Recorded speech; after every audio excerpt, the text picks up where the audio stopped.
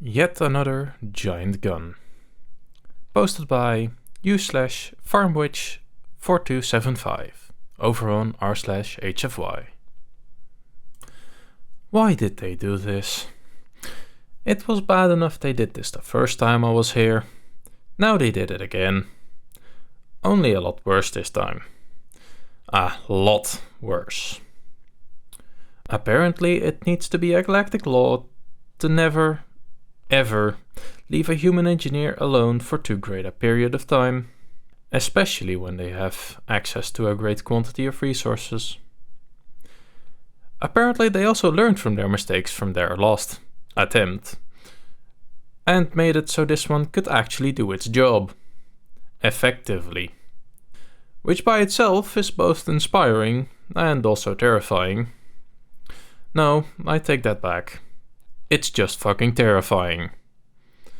I often wonder why the gods created humanity. Was it to test us? Was it to laugh at us? Since I started this commission, I often find myself conflicted with multiple emotions. Fear, anger, annoyance, irritation, awe, shock, amazement. I feel all this, all the time, every time I deal with these insane apes. I am both thankful a species with such incredible capability is our ally, and infuriated that this is what they do with that capability. I looked at the Navy Admiral next to me. He was just about as done as I was this time. Guys, you can't tell me you seriously have this much extra scrap to spare to build these, he said, while still holding his head in his hands. Well, yeah, we do. You would be surprised at what you can do with a huge scrapyard.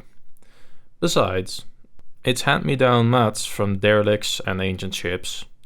It's not like we're spending billions of credits for it, one of the engineers proudly said, while still holding a wrench. But that doesn't mean...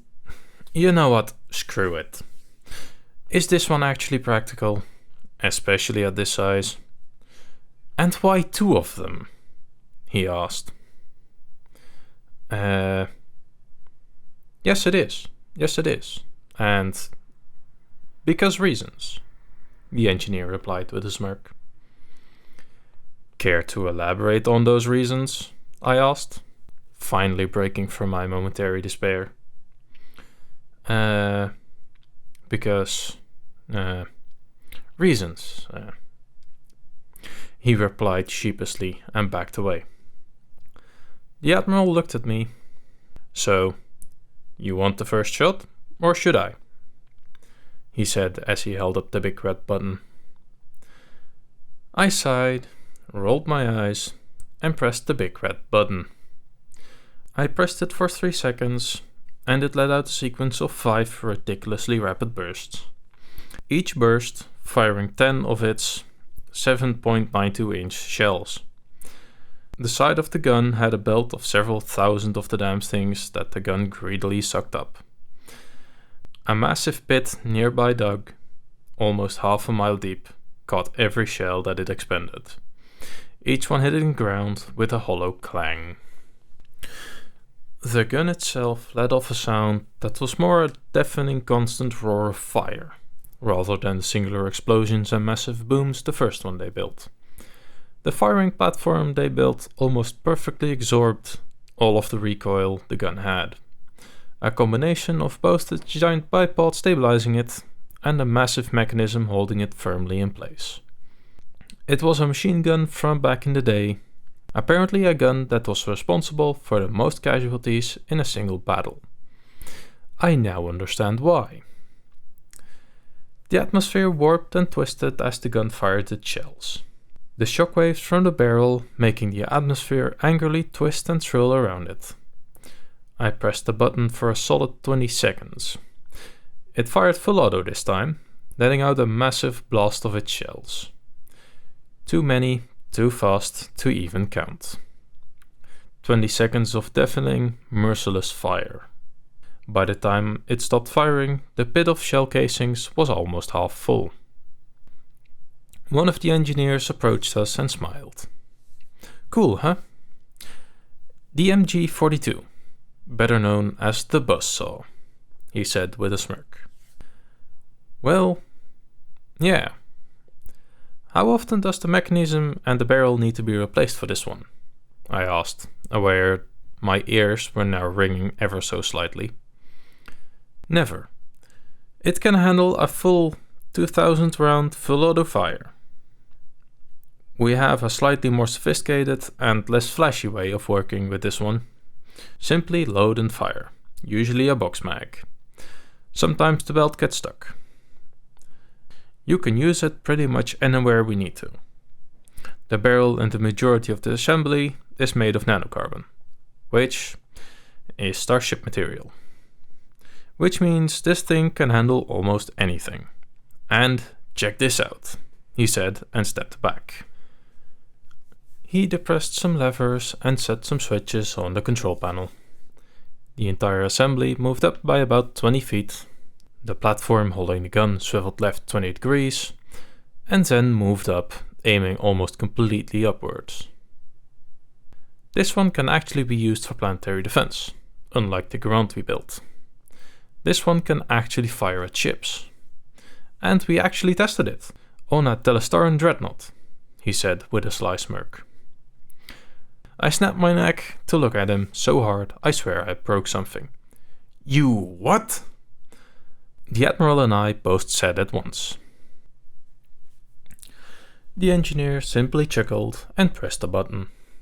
A television screen lit up and played a video. While the humans were busy calibrating their giant gun, a Telestaran dreadnought, one of the most heavily armed and armored warships of the 12 races, appeared and attempted to take the star system.